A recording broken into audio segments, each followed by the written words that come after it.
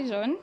Welcome to the Gaming Tech Summit, the first ever Gaming Tech Summit. And how do you feel being here in Kenya for the first inaugural Gaming Tech Summit and seeing it successful and actually coming to pass? Uh, Kenya, every time I say like Kenya is my second home because I came most of the time here in Kenya, wherever is to business, treasury, whatever. I came to Kenya. Kenya is good, and for the summit is I can say congs to the organizer because this is what Africa needs. We need to work together to talk together to find a suitable solution together that we can move and have a competitive industry in Africa more than like Europe have done. I recently just read that Rwanda recognized the importance of having digital currency. And how do you think this is going to affect the iGaming industry as a whole, and specifically also for regulators? Do you feel like this is going to make your work a little bit more difficult or not? It will be easy. It will not be easy. Yeah, as you say, Rwanda have decided not to have the electronic money, where we have been most of the 5 years past knocked out by some currency, some crypto monies, try to come to the industry, but find that it's very protected that they cannot enter. But when they, as I say, the world is moving, the world is changing. As we talk about paperless and cashless, you need to understand that the crypto money will come. You need to understand that this electronic money will come. That's in also in industry we need to be protected because without the protection of the industry we will find the money laundering. That is the first thing. We find something which will be not easy for the regulator. One, the regulator must be strong, have adequate staff to be able to fight with these things. It's not like a fight, it's like to work together with the thing. Because whatever they came, when you see the young generation now is moving with the new things, it's not going back with the old thing, is moving with the new things. Speaking of player protection and protection within the industry, what are some of the things you feel like the regulatory board should implement or have already implemented that are successful in player protection within the industry? Yeah, one player protection need to be the every time I say one to protect the player. One is that when they winning the amount they get immediate. That is the first thing you need to protect them. Secondly, we need to protect their identities. We are doing this, but this is like a datas where operators get is the one thing we are talking about now is how to protect these data. The data protection is the key in Rwanda, and also need be to the gaming need to emphasize on the protection of the data because once you take an ID of someone, you take his mobile phone, you don't use for another advertisement or another business which has not allowed like the registration of your platform. Yeah, another thing you need to pray to protect data to be addicted on the gambling. It's not an easy task. It's a complication task because you are protecting someone who bring his money. To tell you your money, I don't need your money is not easy. It's not easy for the operators. But as we have introduced what we call safe exclusion, where someone can exclude to the gaming, but also the company also have the exclusion list, where if they find you are addicted to the gaming, they can remove you like to protect you. That is the key figures we need to have and to protect for the players. Speaking of operators, you recently last year had the Consumer Choice Awards where Premier Bet were awarded the best operators within the country.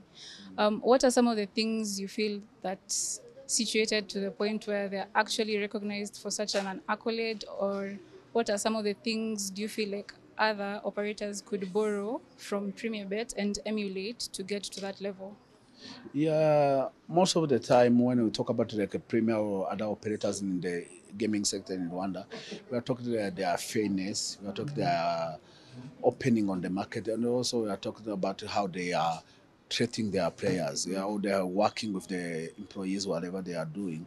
Because in Rwanda, we are trying to be advanced countries and also to be the transparent countries, zero corruption, everything together. That's why most of the companies getting the order because they are following laws. The first thing is to follow laws. Once you follow the laws, once you comply with everything, once you comply with all mandatory requirement or laws, that's why you can be recognized. That nothing else. That is one to put your customers in front of everything before you take your decision. That is what make Rwanda's most of the sectors to comply or to get some awards. In regards to the summit, I know one of their main agendas was to bring regulators and operators in the same space so that they can create a space where they have a unified front and unified interests. Do you think summits and events and conferences such as the Gaming Tech Summit are actually making an impact within the industry? And is it something that you'd encourage other operators and regulators to also frequently attend? Yeah, you know, the most of these summits or events like the happen worldwide, they bring together the operators and the regulators. It's not say that in their country they don't meet, they don't have the consultative meeting, but it's better when you meet across the countries, different regulations, different market, and discussing together. The good thing, sometimes when we talk, some learn you learn something new. Sometimes you understand what others doing. Yeah, sometimes you understand how the other market is making. Yeah, by that someone go back with something in mind. Sometimes we are fighting in the jurisdiction of the operators. They think you are making hard to their business. But once they meet like this summit, when they meet in the event like this, they understand what's happening around. Sometimes they say, "Oh, in our country we are a little bit hard." That is, it's better to bring together this thing. And next I can also say next time, or not only do we have the something like that, also we have the exhibition of the operators for different countries, where not only we can find the regulators, also on site we find the exhibitors which came from different markets. One last question. Um, I wanted to ask, how do you feel about the unification of having regulators and operators within the same space? I say before, government need to raise the money to the treasure. Government need to protect the society to not be explored, but also they need to understand that we need to make sure that the investors get the return of their investment, and also they enjoy their rights. And finally, we need to also to combat the addiction. You cannot do alone as operators. If you don't have the regulator, you cannot do alone. Regulator cannot do alone. They need to be like a cooperative between the regulator and the operator. We are not like a fighters. Sometimes operator tell you the regulators is only came to put a hard on our works. No, no, no. We are working together to make sure that everything we are doing is doing smoothly, is making the industry profitable, and also they are enjoying their lives. Thanks.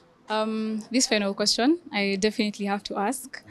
Are there any big plans within the regulatory body back in Rwanda? Are we going to see any new technological advancements or any new advancements within the board? Yeah, one that we don't have now like a board. The big impact we are trying to do now is to have a separate board. By the end of this year or next year, we will have the separate board, which have mandatory for gaming. Second one, we need to the online gaming or online gambling must be legalized. Have standards, have regulations, have any calibrations on the technology, anything. The last thing we need to do in Rwanda also is the implication of the electronic monitoring system. We are trying to have the electronic monitoring system where all the operators in the gaming sector will be connected to the central monitoring system. This will be a big impact to the gaming, not only the operators, also to the country. Thank you so much for your time.